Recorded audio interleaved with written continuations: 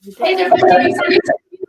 It's Kate, and we are here with Justine Lackey. She is going to be doing a training for us about the 4S framework that every bookkeeper needs to build their modern firm. We all want to build modern firms, not dinosaur firms, right? So she's going to be teaching us about that. Sales, skills, systems, and service. She is our expert guest today.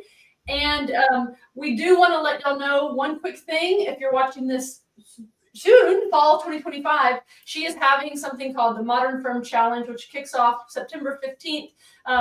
No matter when you watch this, investigate via the link below, because there'll be ways to stay in touch with her about this content. But she's going to be helping people next week build with a lot of training to help build that modern firm. The link for that will be below. And make sure you're subscribed to this YouTube channel for other great teaching like this. I love when I bring on guest experts. We're going to hear a lot about her. She recently stalled a firm. She did this for a long time. So that's the kind of person I want to learn from, and why I asked her to come on. So Justine, we're going to do an intro, but I know you have some cool slides. So why don't we bring those up right now? Okay. Sound good? Yes. All but right. I want to say thank you for having me first. Oh, Yeah. I can't forget my manners, right? That's well, you have very good manners. I'm thrilled to have you, and thrilled to learn about your definition of a modern firm. I kind of think I'm sort of like a not very modern in spirit. I have to struggle to be modern. I don't know if that resonates with anybody else. I'm kind of like an old soul. So if any of y'all are like, but then there's the logical part of me that knows like it's 2025, Kate, and like act like it. I'm excited to hear what you got to teach today. So I'll hand it over to you. Instantly I go into coach mode and I'm like, wait a second, Kate's sitting here saying like she's not modern. And meanwhile, you have a YouTube channel, you have an 8,000, person, 10,000, 15, 40 million thousand person Facebook group. You're using StreamYard, you're doing, you're teaching FreshBooks, you're running a community. I mean, come on, you're pretty modern. But it doesn't feel natural. So it's not like I wake up loving this stuff. So I'm speaking to that person who obviously I want to provide a great life for my family. So I do the work, but yes. I feel like I interact with people who have, magic fingers and they just, it's more in their spirit of who they are. And so I've had to work to be modern. So if anyone else has to work to be modern, you're my people.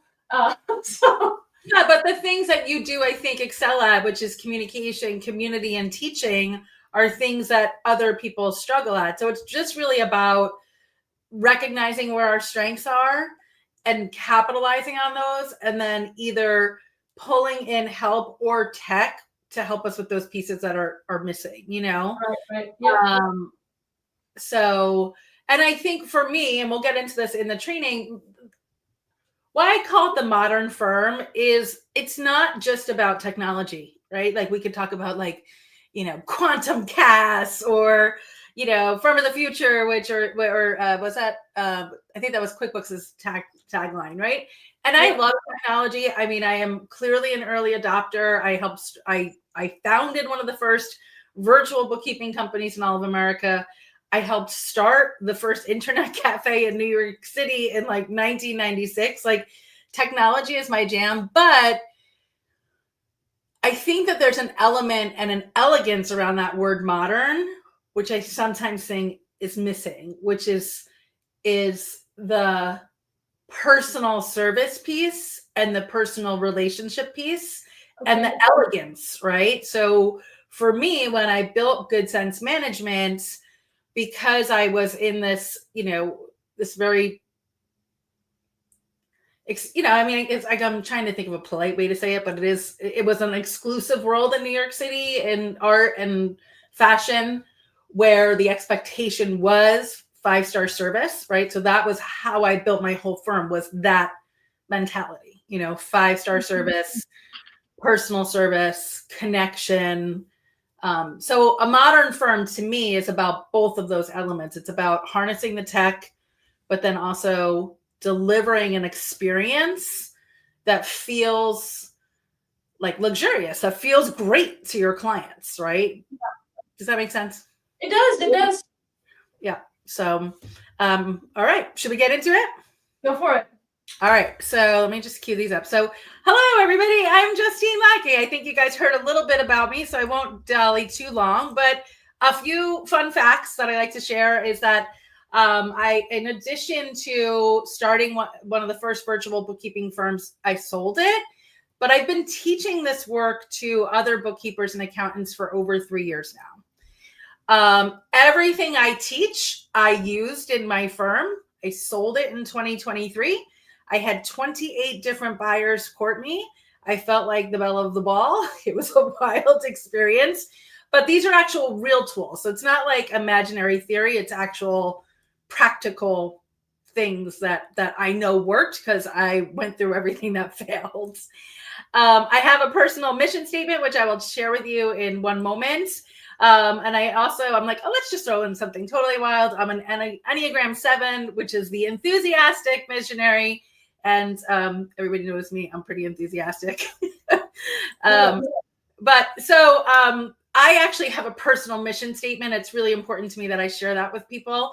I know that we talk about a vision statement for our businesses, but to me, my business is designed around my personal mission statement, which is I help the world by helping people. So not by, starting fabulous, wonderful nonprofits that, help thousands of people, which I'm so deeply grateful for. But if I could help you, Kate, or help that, one mom who's watching this or that one person, that actually has a ripple impact. It helps their spouse, their parents, their children, their community. So that's my jam. I'm here to help. And I get to live that mission every day now through this work that I do. And it makes me happy. It brings me joy. If any of y'all are listening and have a personal mission statement, go ahead and write it in the chat. Also, tell us where y'all are listening from. You can put that in the comments. Yes, I'm in the lower Hudson Valley, just north of New York City. So if you're ever in the area, please track me down. So I started bookkeeping much like, Kate talks about a lot as a side hustle. I was waitressing at the time. I landed an office gig, and then I slowly built this firm. And then when I got my first office, actually it was my second office, but my first office, and I was getting ready to hire an employee, I had this moment where I was like, oh my God, I know how to do bookkeeping. I have no idea how to run a business. And they're two very different skill sets, right? You can be an excellent bookkeeper, an excellent tax preparer. That is very different than knowing how to run a firm. And so after many years of trial and error, after, experimenting with all sorts of things, colossal failures that completely brought me to my knees, when I decided that I wanted to teach this work, I came up with this framework. I was like, well, what is it that I'm doing in the business every day? And that's how I came up with my framework, which is the 4 S's. So there's all sorts of frameworks out there. EOS is probably the biggest one. There's a bunch of different ones out there, but this is my particular one. This is how it came to be, was observing what I was doing in good sense or what my team was doing. And so what I've come to figure out now actually is that this framework really applies to all businesses. And I'm going to walk you through that. And Kate, if you have any questions at any time, let me know. If anybody else has any questions who's watching, drop them in the chat and I'm happy to answer them.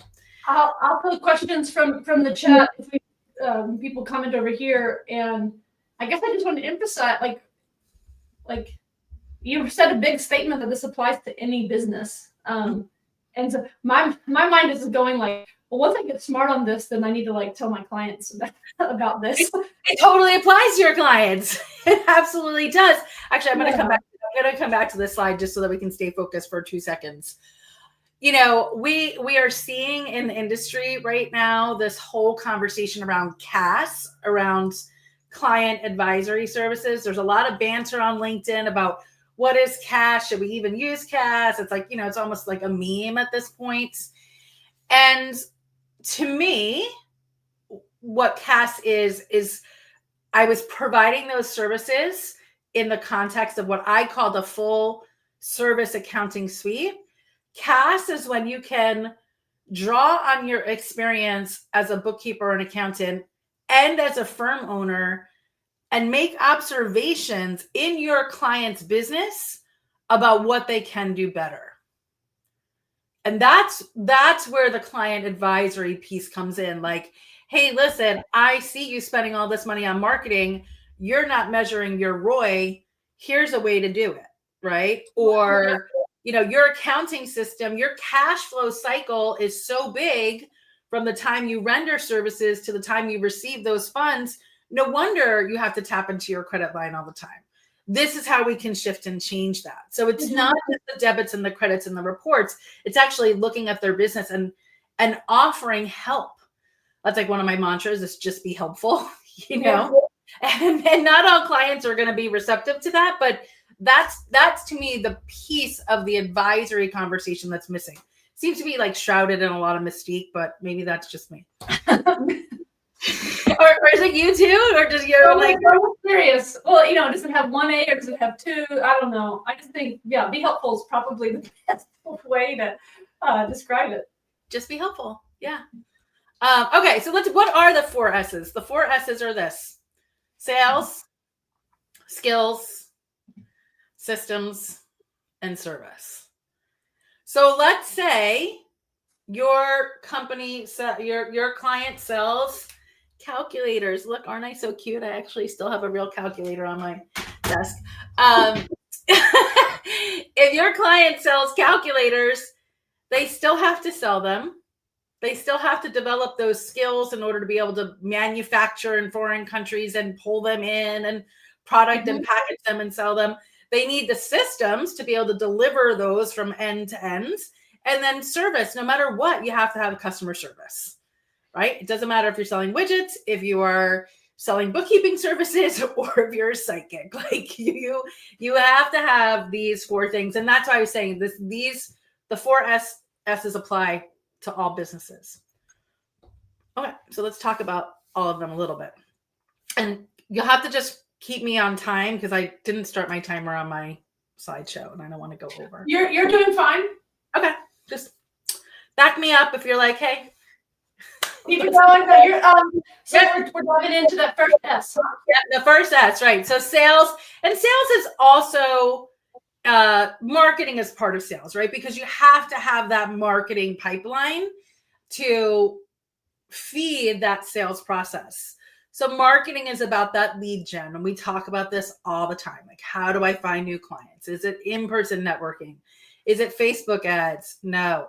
Like for bookkeeping services, I did that with and Google ads. Oh my God. Didn't work for me. It could work for somebody else. It was not good for me. Referrals. I love reaching out and being, visible in your community. Lead gen is going to conferences, but industry specific conferences. I had a client and student I worked with who her business went bananas. I think she 4x'd her revenue in a year because she had a very niche client, and she went around and she spoke at all these industry specific client conferences. Sales, the sales process I know can really makes people skittish. Sweaty. It makes me sweaty. Does it make you sweaty? Yes. It does?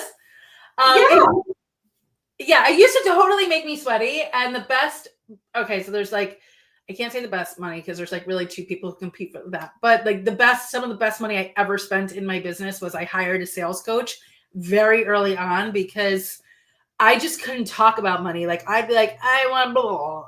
Just the whole thing would fall apart. And I would get stuck in contracts that I was underpaid. It was just awful. But now I learned to love that process and I learned to embrace it. And, sales really there's a couple of different pieces to it. There's the pre-sales process. There's actually the sales call. To me, especially if you're looking at a big cleanup project, you have to go and analyze what that project is by looking at the QuickBooks or Xero or FreshBooks file so that you know what you're getting into, coming back and making that presentation, that pitch. And then, of course, the fortune's in the follow-up, right? So how do you go through that process? And so all of these actually become systems because your sales has systems built into it, right? Whatever that onboarding form that that sales script that you're using, or your sales form that you're using, however you're collecting money, you're sending proposals, whatever that follow-up process is, that is a system in and of itself, as is your lead gen process. And then one thing that I think we forget, which comes back to sort of the modern firm and us like really developing relationships and that sort of that elegance, like, Ritz-Carlton type of experience, is what I call client delight, which is client gifting, and really being mindful of gifts that are meaningful. There's ways to do that, to like discern, so that you're not just like sending like a generic water bottle, like something that could be helpful. Sometimes client gifting is actually donating to somebody on behalf of somebody instead of actually gifting something. And those sort of soft touches really build the relationship, which there's probably a point on here that should be on here, which is sales is also about defection, right? You have to really mitigate against defection, right? Having your clients leave, because if you pull in 2 clients and 1 leaves, your business is going to grow really slowly. So mitigating defection is part of your sales process too. Make sense? Yeah. All right. Yeah. All right. So skills, this, we know that in our industry, and I always want to say like, especially in our industry, but I think that's a little maybe pompous because I don't know other industries so much, but you have to stay on top of bookkeeping skills, particularly around software platforms. We just saw that QuickBooks rolled out their new interface, and essentially what are you doing? You're rebuilding your QuickBooks skills, right? With taxes, and God bless the people who do them, you have to keep up with not just the federal stuff, you have to keep up with the state stuff, right?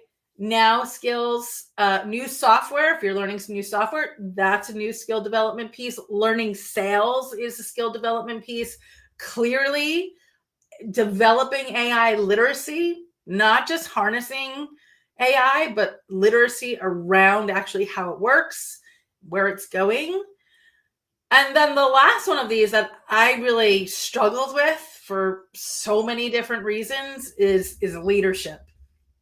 And how do you show up as a leader, not just to your team, if you have one, but to your clients, which that goes back to that piece of just being helpful and leading your clients into a more highly efficient, highly profitable direction.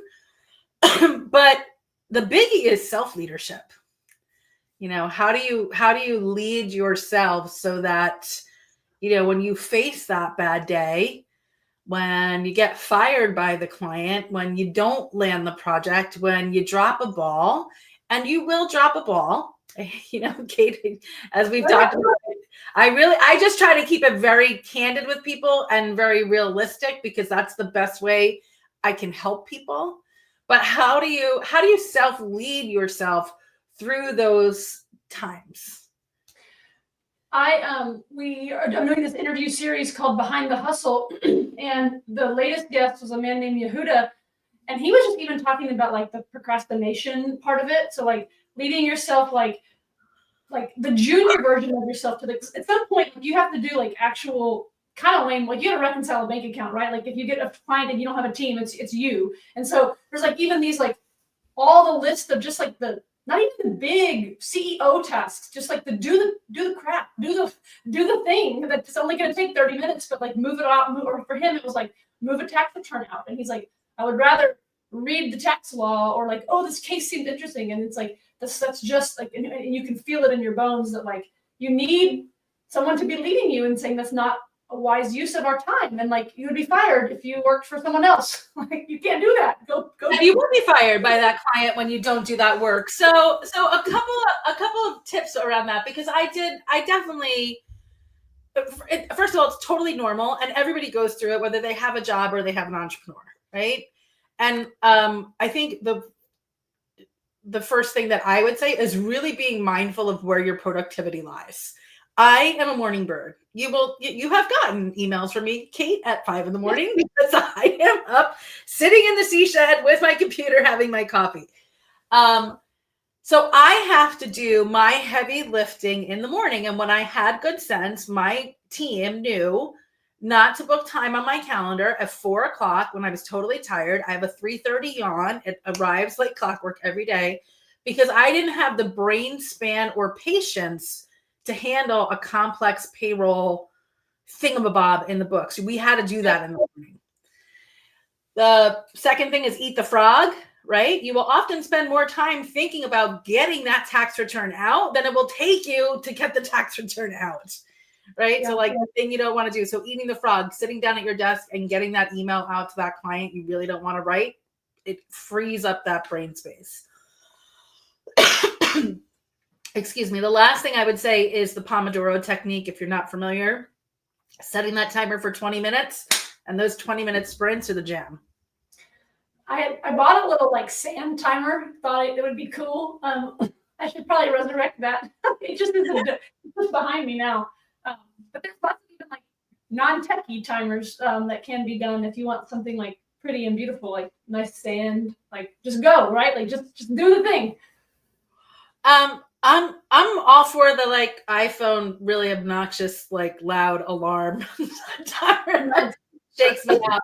But one of the things that we do in my community and my program is we have twice weekly CEO hours.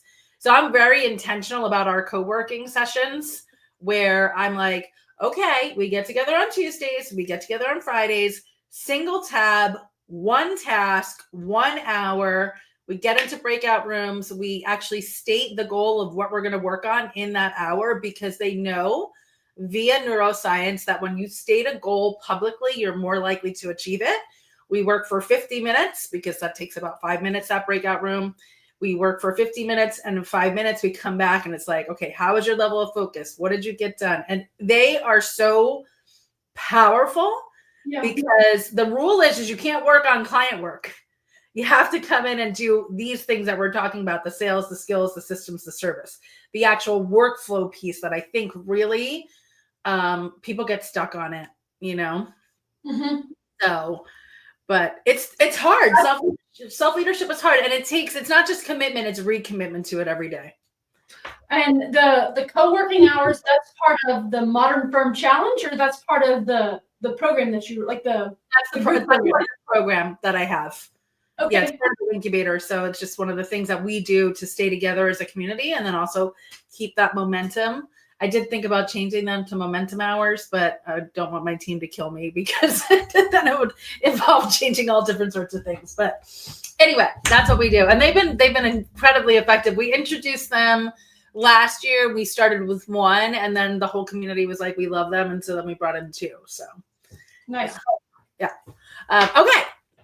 So we talked about sales. We talked about skills.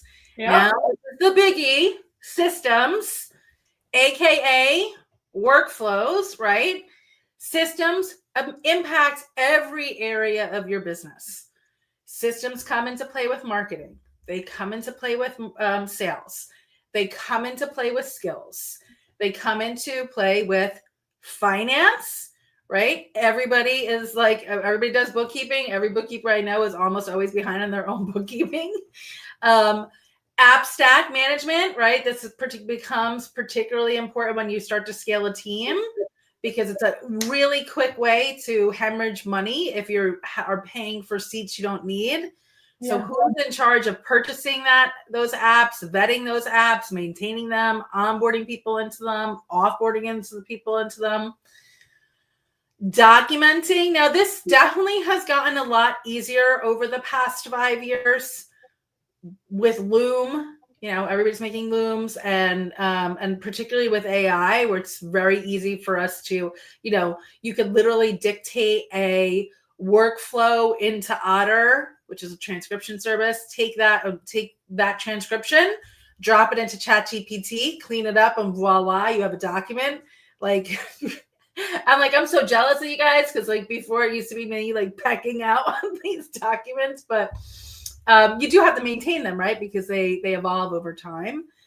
And then there's just general admin, right? Just like following up, invoicing, workers' comp, disability, like just the general administrivia of running a business, making sure your LinkedIn bio is up to date, all of the different things. So that's just one element of systems. And your systems will get updated. I like to say that it's kind of like a closet. Like, when you organize a closet and you're like, and you're like, and then it just like kind of slowly, it returns to its natural state of disorder. And then you're like, well, I didn't like my shirts there anyway. And you have to rearrange them. Like, your systems will change over time. And I think that's a misconception with people where they're like, well, when I just get everything organized. Did you ever say that to yourself? Oh yeah. So my husband's like a STEM nerdy type, and it's called entropy. So there's like a physics truth, like Newton, Galileo, like it's called entropy, and it's everything moves toward chaos. Everything moves to its natural state of disorder. Yeah. Mm-hmm. So my husband talks about it about our home, that our everything. If you assume that that's true, then you have to fight it. You have to have processes to fight the entropy, fight the disorder, fight the chaos, and not act like you're surprised by it. Like, it would be acting like you're surprised by gravity. Like, yes, but see, that's a universal truth that people don't understand. You might have actually just introduced a concept that's brand new to people. I am aware of that. I'm certainly aware of it as like the 19,000th time I've probably reorganized and cleaned my fridge this year. Right. But other people don't know that. And the reason why I want to make that point abundantly clear is that one of the mindset roadblocks, things that I see like get bookkeepers and accountants down, is they're chasing this ideal of, I just have to get organized and then I can launch my business. I just have to get things in order and then I can take on more clients. And like, there is always sort of this natural chaos. You can tame it. Like, I am a ridiculously organized person, but even for myself, it does require this maintenance, right? So inside of your systems, you have to actually maintain those systems, right? Bookkeeping only works if you maintain the books. Yep. It's probably the best analogy that I would say there. But where really systems come into play, and this is our last S, is services. And there's a lot of different elements to client services that I think people are just like, oh, I just have to create workflows. But no, there's actually stages of client services. The first is really pre-onboarding, and I teach this in my program. Everybody's like, oh, yeah, you need an onboarding call. Oh, no. There's like a whole pre-onboarding process. So that way, when you get on your onboarding call, you make it stellar. And if there's like anything that people take away from today's call, is that onboarding call is so crucial. It's your first day on the job. You have to show up. You have to be organized. You have to own it. You have to command it. You got to and I know that you're military, Kate, like you got to run it like a command. Like it's like, you have to have the plan. You got to give people the agenda. It is so important. And that really ties back to that modern firm piece, that 5-star customer service. Because if you nail that onboarding call, what you've done is you've created confidence with that client. If you fumble through that onboarding that client is now like, oh, did I hire the right person? So onboarding is really important. Project management, like this, I just remember having a moment in Good Sense where we would get these projects and they would go and we would get to like 90%. And then these cleanup projects, they would just like be sitting on our project management list for like weeks. And I'm like, why is this thing like not moving out the door? Like having a really tight schedule that it will expand and contract depend on the level of complexity of the project. That's an example of a system that's connected to delivering client services. Ongoing maintenance, this is where workflows and we have so many different beautiful firm management tools out there now that you can pick from. But how do you manage weekly bookkeeping if you're managing AP, AR, payroll? What are your monthly bookkeeping tasks? What are the quarterly tasks? What are the yearly tasks? those are all things that are systems that support client services. And the thing about it is that our business is very challenging because each client has an individual, it's what I call their financial ecosystem. So you can kind of rinse and repeat these workflows, but each client has a different bank, a different POS, a different, so you have to be able to be nimble inside of that. And then the last piece is offboarding, and that can be really hard. It's never fun when a client leaves, unless they are leaving because they've gotten so big and, they're on their merry way. But, those client breakups as it were, like not, I've definitely lost clients where I'm like, oh my God, but I loved working with you. And it just wasn't a fit for them anymore. I've also fired clients where I have to offboard them because they're not somebody that I want to work with, but it doesn't matter what the circumstances are. Going back to that modern firm feel, we're always walking out of these relationships head held high.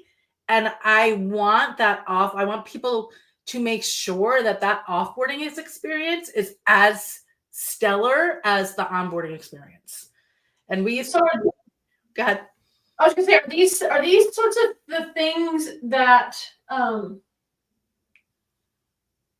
that people would share in those CEO calls with each other, or do you have this is Justine's offboarding process that people are able to be taught by you, and it's 90% effective no matter what kind of clients you have, and you got to just tweak the last 10% to make it your voice or something like that? Is that what is going to come with the Modern Firm Challenge, or even the incubator project, or that co-working time where people are saying, here's how I offboard? Or are you going to learn how Justine offboards? Okay, so let's first talk about what exactly the Modern Firm Challenge is, because I think there's a little overlap here. Okay. I don't know if can we maybe stop share for a second and then. Sure. Yeah. Let me. I will bring that down here, and yeah. I want to just make sure that I pull up the entire calendar because we changed things a couple of days. Okay, so the Modern Firm Challenge is a free 5-day challenge. It is starting on this Monday, September 15th, and Kate has a link for you guys. The classes are live from 1 to 2 Eastern Standard Time. And so what I'm going to do is I'm going to bring you through a mini training. They're very powerful. They are action-packed. We have a workbook so that you have homework to do so that you can take this work and implement it. And so what I'm going to be teaching the first day is the 5-star client experience, right? How do we actually deliver 5-star service? So just like I've identified the 4S framework, there's 4 steps to delivering polished books every time. And that's essentially what the client's experience is about, right? We have to deliver consistent financials. Day 2 is onboarding secrets. So I'm going to share with you my onboarding secrets so that you get started on the right foot, just like we talked about. Day 3, we're going to talk about that month-end close workflow, because I don't know why each month we're like, oh wait, I have all these things to do. So yeah, we're going to talk about that and how you can actually really stick to those deadlines, and what are actually realistic deadlines, because I think that's a piece of it too.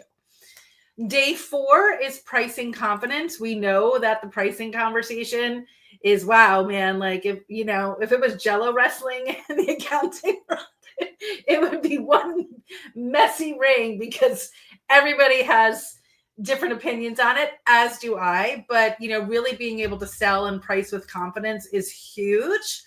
And then on day 5 is just a live coaching session. So if you are having an issue in your business, if you're just getting started, if you're trying to hire a team, we're going to do rapid one-on-one coaching session. And then I have this 2-minute tool that I use to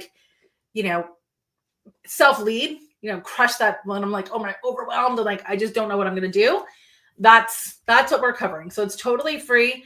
I think I've done iterations of this, but I have taught these classes many times over the years. Actually, just yesterday I shared on LinkedIn some of the love letters that I've gotten from the classes over the years, and it's like, it makes me happy. Yeah. So that's what the Modern Firm Challenge is. And then the program that I have is called the Incubator. I always like the idea of a business incubator. I also have chickens, so there's a little bit of a personal tie. And the incubator is the first part of that is the nest, and the nest is where I teach the core curriculum around the 4 S's. So there's 20 plus master classes. I teach live all the time to the community.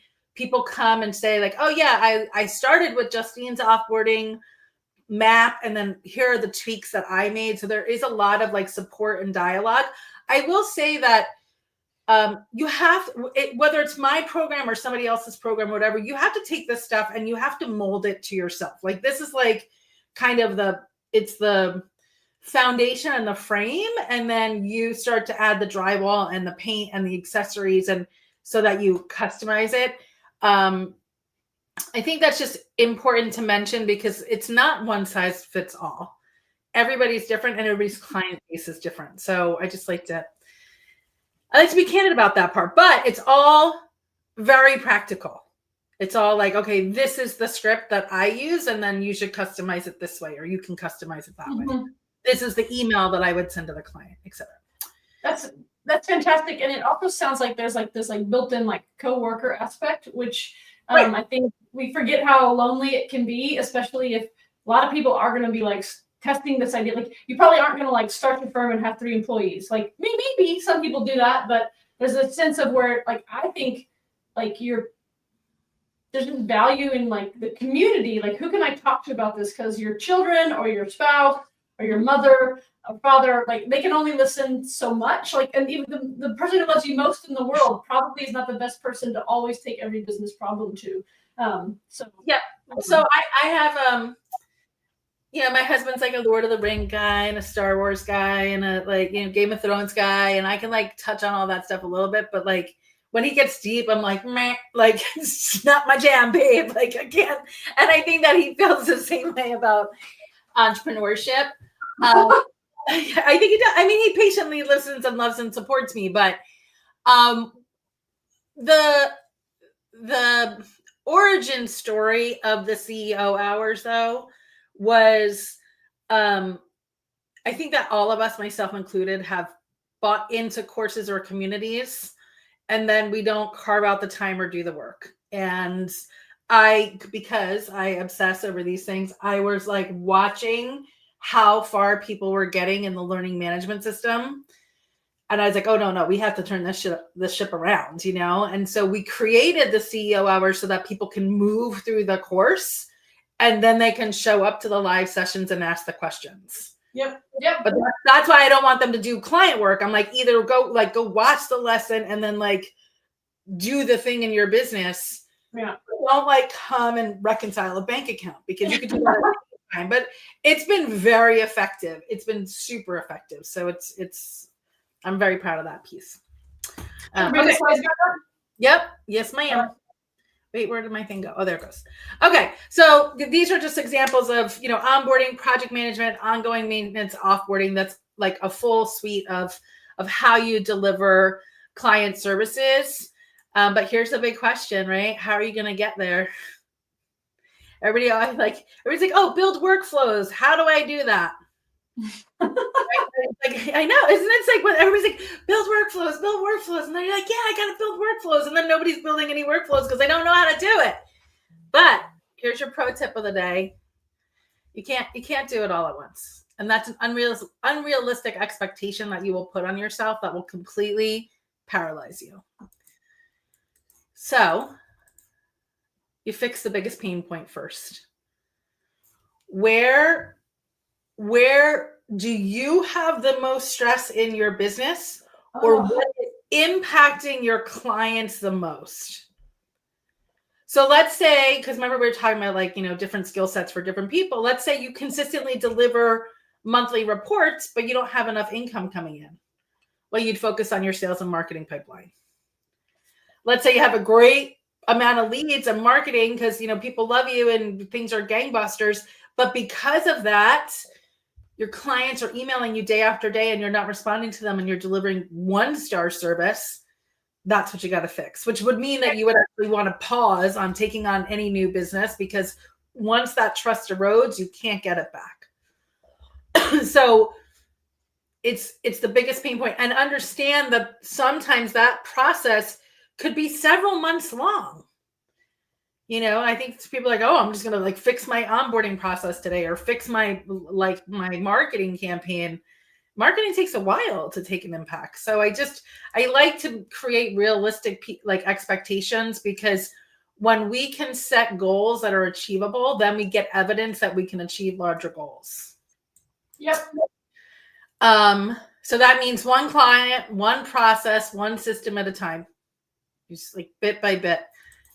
In Stoic philosophy, which I kind of obsessively study, there's an expression in Latin. It means it's festina lente, make haste slowly. So step by step by step. So that's what you got to do. That's little bit by little bit. So that's what I got. That's my end of my slides. I will. Probably wants to leave the Latin on the screen, but I'll take it off. You can leave it on. My kids, we're Latin people. In this. Oh, are you? My daughter had a fellowship for Latin. Well, so I think this is great. It's obviously very simple. It's catchy. The 4. I'll be able to lay down and tonight in bed and remember these 4 S's. And I was just trying. Basically, part of the things I've had in my mind was can I poke a hole in Justine's statement about every business has these? But then I was thinking about the offboarding part, and I was like, even the roof guy, he I can tell that roofers leave a sign in people's yard for a month after they do someone's roof, and I don't know if it's contractual, or then the sign's gone. That would be the roofer's equivalent of offboarding.